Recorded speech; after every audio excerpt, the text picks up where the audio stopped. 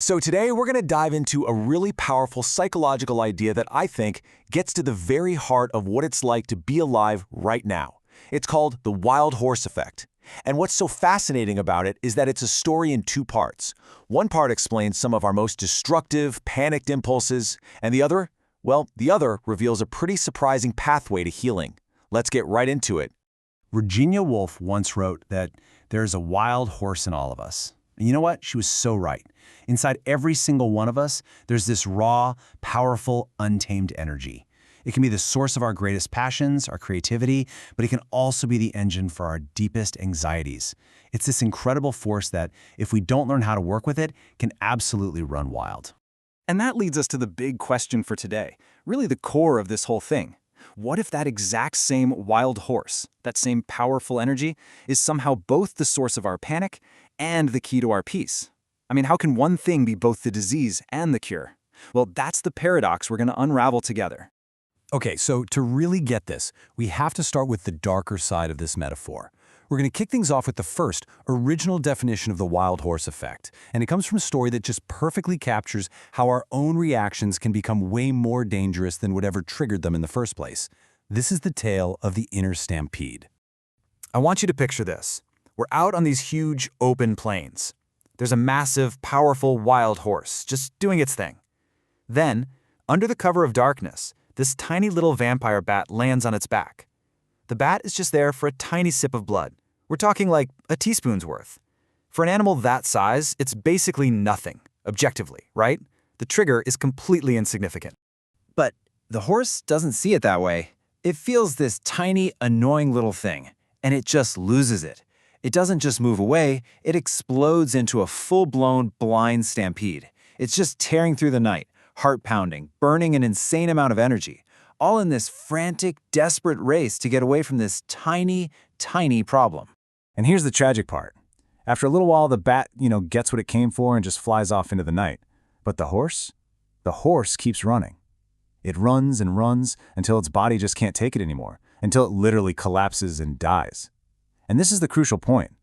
It didn't die from the bat bite. It died from its own catastrophic overreaction. The bat didn't kill the horse's own panic did. And that story brings us right to the clinical definition. The wild horse effect is when we have a huge, destructive emotional reaction to a pretty minor stressor. It's when our response, our stampede, causes way, way more damage than the initial trigger, the bat, ever could have. It's our inner wild horse turning a tiny problem into an absolute catastrophe. And these bats, they're everywhere in our daily lives, aren't they? I mean, we have all been there. You get a short, curt email from your boss, or you're waiting on a text from someone and the hours just keep ticking by. These are the tiny little vampire bats of modern life. But our reaction? Oh man, we can waste an entire day spinning out, imagining the worst, our stomach in knots. That's the stampede. That's the wild horse effect in action.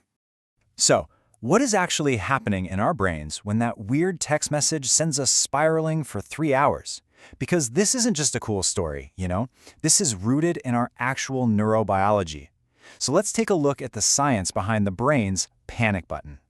Psychologists like to talk about two systems in our brain, and the best way to think about them is as a rider and a horse. System 1, that's our wild horse. It's our limbic system deep in the brain, and it's all about emotion, instinct, and survival. It's super fast and automatic. Then you have System 2, the rider. That's our prefrontal cortex, the logical part of our brain. It's slow, deliberate, and its job is to think things through and guide that powerful horse. Well, the wild horse effect is what happens during something called an amygdala hijack. This is when your brain's alarm system, the amygdala, senses a threat and decides there's no time for the slow, rational rider. It just yanks the reins, hits the big red panic button, and floods your body with stress hormones. The rider is completely cut off, and the horse is now in full-blown panic mode. And if you're thinking, oh, that sounds pretty extreme, well, take a look at this. It's way more common than you might think. In the general population, maybe 4 to 6% of people struggle with this in a big way. But look at that third bar. For people with ADHD, it can be up to 50%. This isn't some kind of personal failing. For a lot of us, it's just how the brain is wired. That connection between the rider and the horse is just a little different, making those stampedes a lot more likely.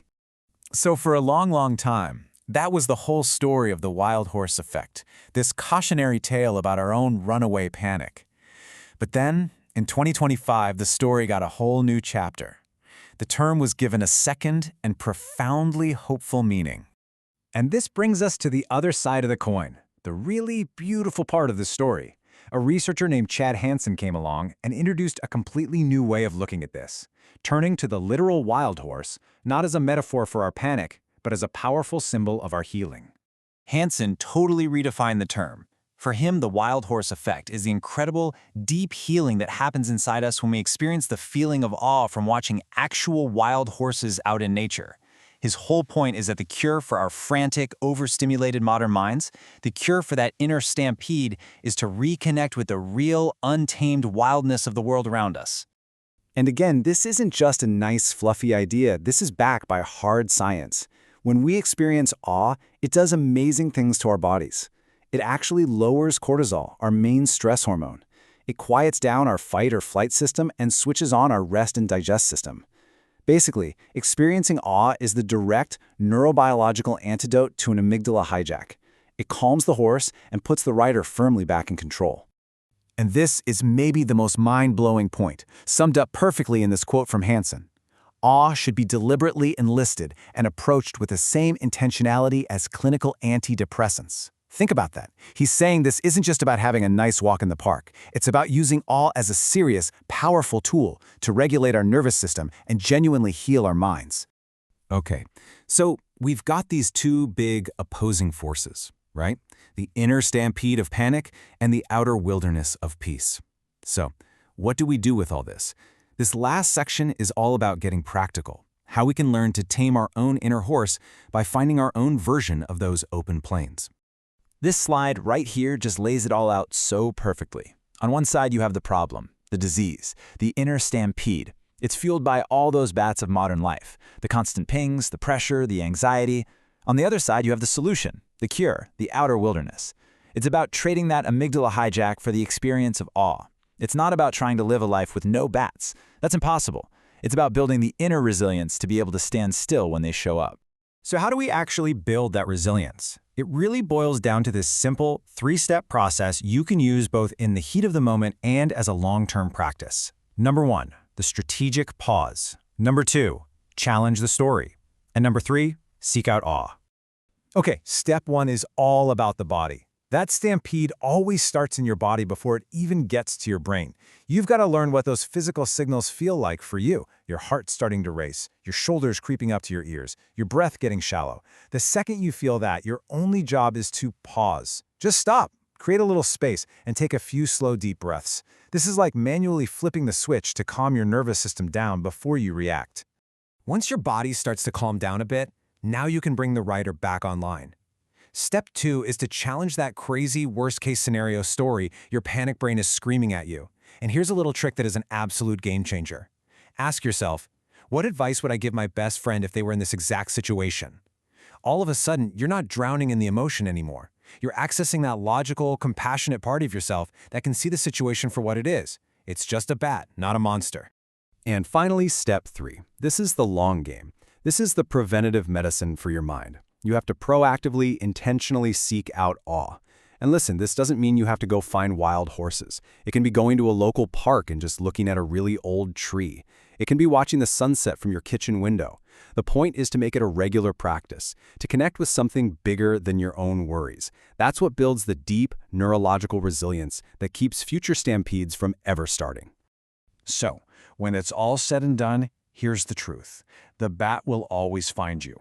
Life is always going to send those little irritants, the curt emails, the minor frustrations, the unexpected setbacks. They're just part of the deal.